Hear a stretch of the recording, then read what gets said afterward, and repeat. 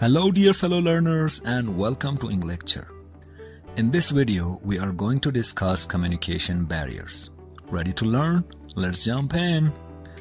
A communication barrier is anything that prevents effective communication between people or groups. This can include language differences, physical barriers, cultural differences, emotional barriers, or even perceptual differences. These barriers can impede the flow of information and understanding between individuals or groups. We will explore some of these barriers here. The first one is physiological barriers. Physiological barriers in communication are obstacles that arise due to physical factors affecting either the sender or receiver of a message. These barriers may result from individuals' personal discomfort caused, for example, by ill health, poor eyesight, or hearing difficulties. These may also affect one's personality in many different and mostly negative ways. This can best be handled by working on developing a positive perception, as certain physiological features contributing to barriers may not be curable. The second one is physical barriers. Physical barriers in communication refer to tangible obstacles that hinder the exchange of information between individuals or groups. These barriers can include factors such as distance, environmental noise, poor lighting, technological issues such as malfunctioning equipment, and even physical obstructions like barriers or partitions, etc. Physical barriers can disrupt the transmission or reception of messages, making it challenging for people to communicate effectively. Some other physical barriers include office doors, barrier screens, separate areas for people of different status, and even large working areas or working in one unit that is physically separate from others. Research shows that one of the most important factors in building cohesive teams is proximity, which is nearness in space, time, or relationship. Proximity in different cultures is different and therefore needs to be taken in the right context. The third one is cultural barriers. Culture prescribes behavior. Humans can adapt to different cultures once we come to accept it and appreciate that cultures are different, so that we can be recognized from others and that no specific connotation need to be attached to one culture or the other. The fourth one is language barriers. Language that describes what we want to say in our terms may present barriers to others who are not familiar with our expressions, buzzwords, and jargons. When we couch our communication in such language, it is a way of excluding others. In a global setting, the greatest compliment we can pay another person is to talk in their language. The next one is interpersonal barriers. Interpersonal barriers in communication refer to obstacles that arise in interactions between individuals. These barriers can include poor listening skills, lack of empathy, differences in communication, style or preferences, emotional barriers such as defensiveness or distrust, and even physical barriers like noise or distractions. Interpersonal barriers can hinder effective communication and lead to misunderstanding or conflicts between people.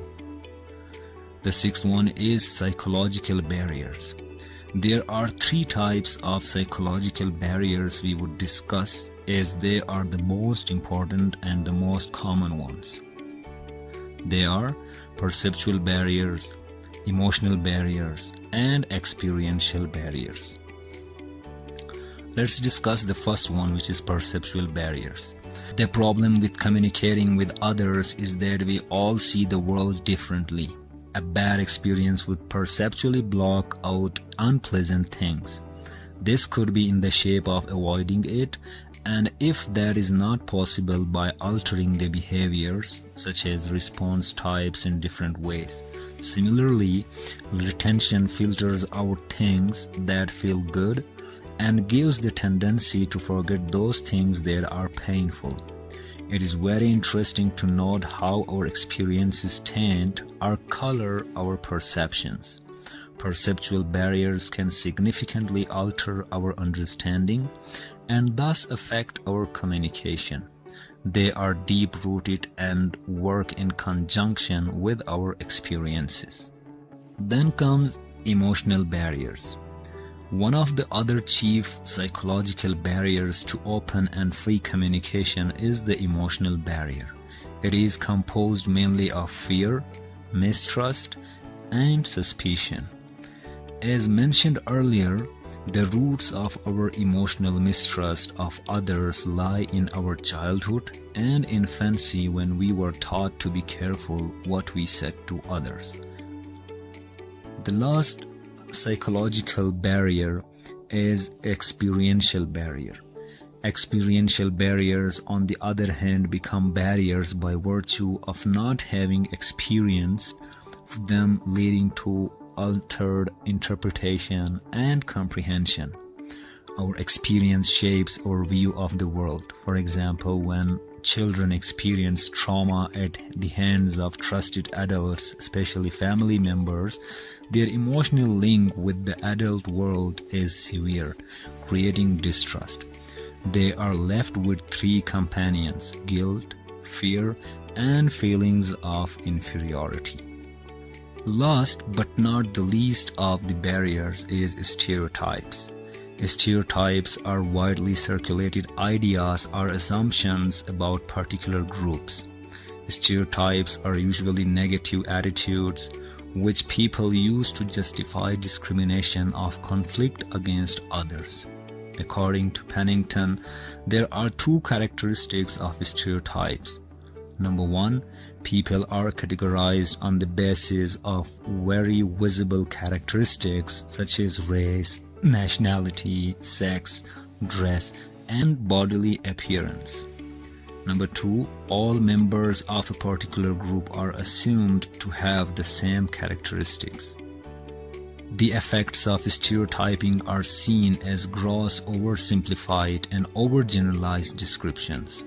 They operate to overestimate differences existing between groups and underestimate differences within groups. Stereotypes distort reality, since the overestimation between groups and underestimation within groups bear little relation to the truth. Stereotyping acts as a barrier to communication because people make preconceived judgment about other people if their character does not relate to their appearance. Stereotyping has a halo effect. Halo effect is the use of a single attribute to describe a person or object fully. For example, if a person is friendly, we may use this attribute to assume that they are punctual and good at their job. Another important aspect of stereotyping is perception. Remember, barriers to communication for one reason or the other often get neglected. Knowing them is synonymous to knowing about one's own barriers sprouting out of one's personality. Barriers to communication can lead to misunderstanding and confusion. So, it is essential to be active and conscious regarding different aspects of communication for fruitful outcomes and desired results. Thank you so much for watching.